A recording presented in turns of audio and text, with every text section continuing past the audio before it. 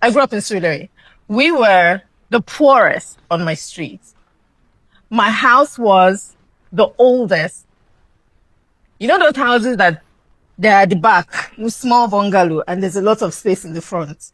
And that front, when rain falls, it floods. But if you see me, if I come out of my house, you would think I'm Adenuga's daughter. You would never know unless I told you. From a very young age, I carried myself differently. And I think that started with watching a lot of television. My dad used to watch a lot of TV. So I used to watch a lot of Bond movies. And I always practiced speaking, sitting like them, walking like them. I remember growing up a lot of times, I would go to my mom's room and take some of her dresses. My mom used to like red lipstick. And I would put the red lipstick on and wear her heels and just practice prancing everywhere. 10 years after school, I got called for the Mnet Africa audition, the one that brought me into the limelight that everyone knows about today. I was told after I got the role that I was the last of over 10,000 women to audition for that role. Wow.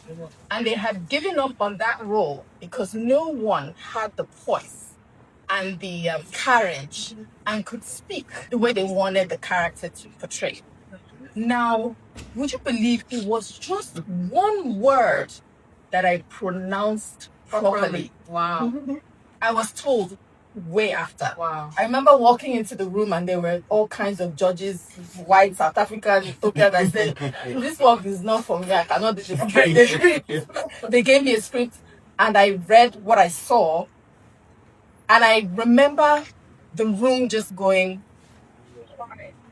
and that was it. And they said, you can go. Now you can go. I've already got my notes. You can go. It's not for you, you know. Right. But much later, I found that out. That it was just one word that I pronounced properly. So to become who you want to be, that person that you have envisioned to be, when you were a little girl, that person you dreamt to be, is probably who you still want to be, even though you have not achieved, you might not have achieved it. But you getting there is going to take you, unfortunately, you will become different versions of yourself. Yeah. You will transition in different ways, some good, some bad. You might have to be selfish.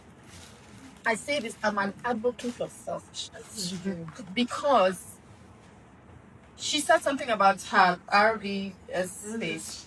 You said something about enclosing your space. Yeah. Other people will see it as you are rude, you are selfish, who do you think you are? But you are protecting yourself and your peace. So, two things. Know your strengths. We all have strengths. We all have gifts that God has given us that will make you not to struggle. Yes. What is happening with her is that she has leveraged on something that God gave her. He gave everybody something. But you might need to discover what it is. You might have been clouded by so much that you will need to take the time, as in pen and paper time, and sit down and say, what is the one thing that has stuck with me since when I was small that is still working for me now? Me, I know it's my beauty.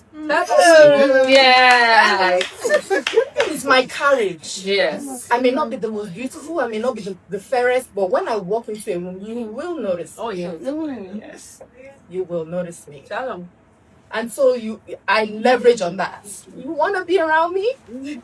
Some things have to fall in line. You have to add value to me. So identify what your strength is. Everybody has one.